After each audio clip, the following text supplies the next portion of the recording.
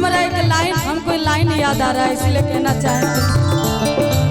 हमें तो लूट लिया मिलके हुस्न वालों ने, हमें तो लूट लिया मिलके हुस्न वालों ने, गोरे गोरे गालों ने, कल कल बालों ने, गोरे गोरे गालों ने, कल कल बालों ने।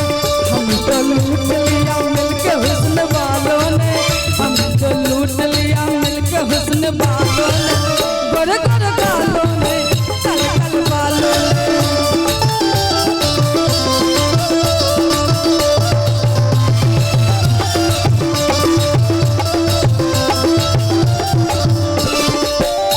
इसमें क्या और लाइन कहें, झूम झूम झूम बराबर झूम झूम झूम,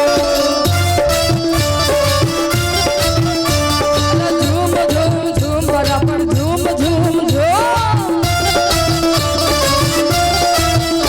अंगड़ाइयाँ लटी हो जोर जोर से, अंगड़ाइयाँ लटी हो जब जोर जोर से, आवाज है आती है रोड के। मैं तो चलूं इश्क दर मच जाए गदर, मैं तो चलूं इश्क दर मच जाए गदर, ओ संभालो भी मत होश आए के नजर। मेरे फोटो को सीने से यार डाल से